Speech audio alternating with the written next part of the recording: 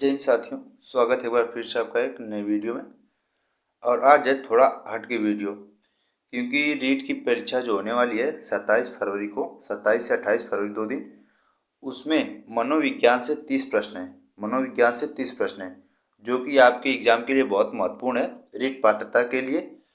और रीट पात्रता में लेवल 1 हो या फिर लेवल 2, जो भी एग्जाम है, लेवल 1 का एग्जाम हो या फिर लेवल 2 का, उसमें मनोविज्ञान से जितने भी क्वेश्चन बनेंगे, जितने भी प्रश्न पूछे जाएंगे मनोविज्ञान से, आपको इस वीडियो से अधिकतर क्वेश्चन देखने को मिल जाएंगे। ठीक, तो इसी को ध्यान में रखकर ये सीरीज स्टार्ट की गई है रीट पात्रता के लिए। तो चलिए देखते हैं, मैं टाइम को वेस्ट करते हुए।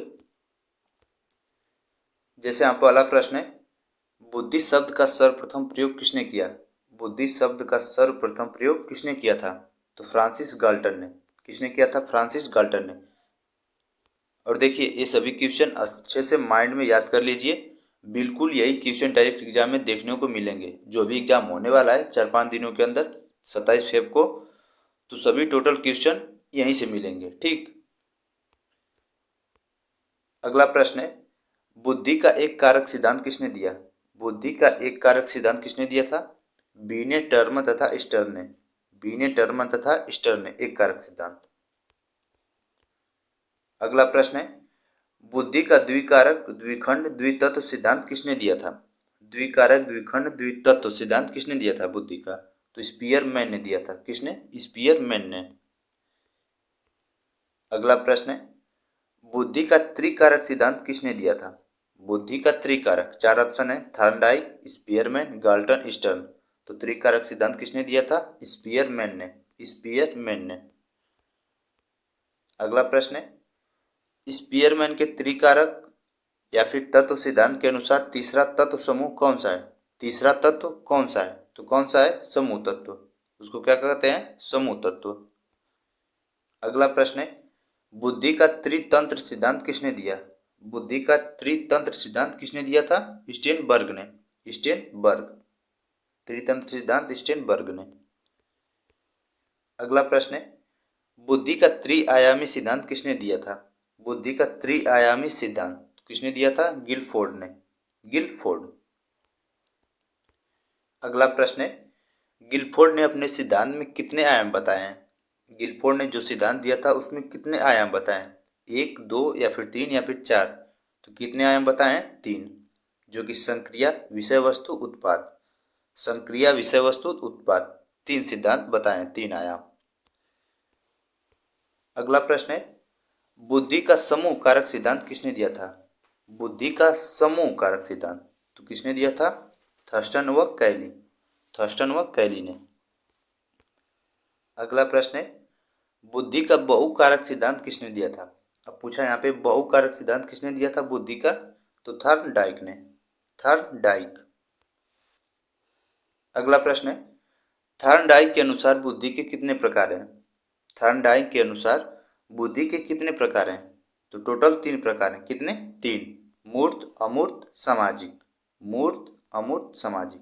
कितने हैं? 3 आयाम है, 3 प्रकार के हैं। अगला प्रश्न है, निम्न में से कौन सा बुद्धि का प्रकार नहीं है?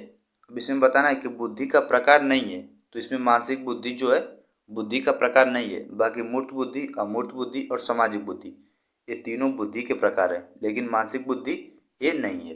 ठीक, अगला प्रश्न है, यंत्र एवं मशीनों से संबंधित कार्यों में विशेष दक्षता एवं रुचि कौन सी बुद्धि के कारण होती है? यंत्र एवं मशीनों से संबंधित कार्यों में तो किससे होती है? मूर्त बुद्धि से। मूर्त बुद्धि के कारण होती है। रुचि और दक्षता मूर्त बुद्धि के कारण होती है, यंत्र एवं मशीनों में। अगला प्रश्न है, बुद्धि का प्रतिदर्श सिद्धांत किसने दिया था? प्रतिदर्श सिद्धांत किसने दिया था? थॉमसन ने। किसने दिया था? थॉमसन ने।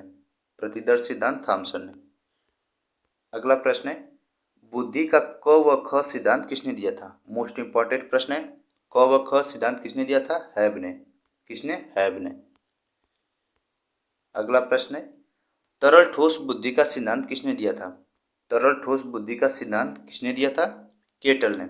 किसने दिया था? केटल ने। अगला प्रश्न है, आर्मी अल्फा परीक्षण कैसा बुद्धि परीक्षण है? आर्मी अल्फा परीक्षण तो कैसा बुद्धि परीक्षण है? सामूहिक शाब्दिक। सामूहिक शाब्दिक। आर्मी अल्फा कैसा है? सामूहिक शाब्दिक बुद्धि परीक्षण है। अगला प्रश्न है, आर्मी बीटा परीक्षण कैसा बुद्धि परीक्षण है? अब वहाँ पे आर्मी अल्फा था, यहाँ पे आर्मी बीटा है, तो आर्मी बीटा कैसा है? सामूहिक अशाब्दिक। कैसा है? सामूहिक अशाब्दिक। और आर्मी अल्फा सामूहिक शाब्दिक है। अगला प्रश्न है, बुद्धि लब्धि ज्ञात करने का सूत्र, जो कि बुद्धि लब्धि बराबर मानसिक आयु या फिर वास्तविक आयु, किस वैज्ञानिक ने दिया था? तो स्टर्न ने। किसने दिया था? स्टर्न ने। अगला प्रश्न है, बुद्धि लब्धि ज्ञात करने का सूत्र, बुद्धि लब्धि बराबर मानसिक आयु वास्तविक आयु गुणे 100 इंटू 100। अब यहाँ पे 100 है, तो 100 वाला किसने दिया था? टर्मन या फिर टर्ममैन ने। टर्मन या फिर टर्ममैन ने। अगला प्रश्न है, किसी बालक की मानसिक आयु 10 वर्ष तथा वास्तविक आयु 8 वर्ष है, तो उसकी बुद्धि लब्धि होगी।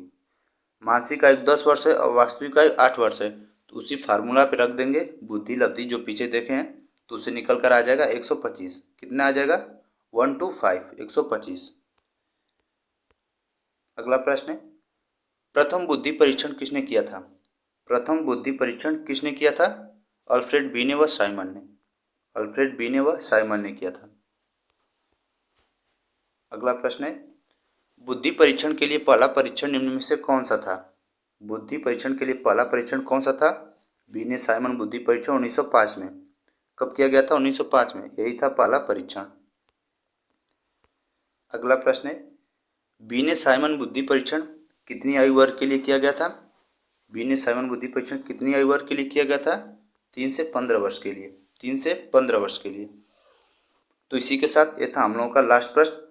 अब डेली रीट पात्रता के लिए लेवल 1 का एग्जाम हो या फिर लेवल 2 का, जब तक पेपर खत्म नहीं हो जाता 27 फरवरी तक, अब वो सिर्फ रीट पात्रता के लिए वीडियो आएंगी। तो आप लोग इस चैनल को सब्सक्राइब करें और वीडियो को जरूर लाइक करें। ठीक, वीडियो में आने के लिए आप लोगों का बहुत बहुत धन्यवाद।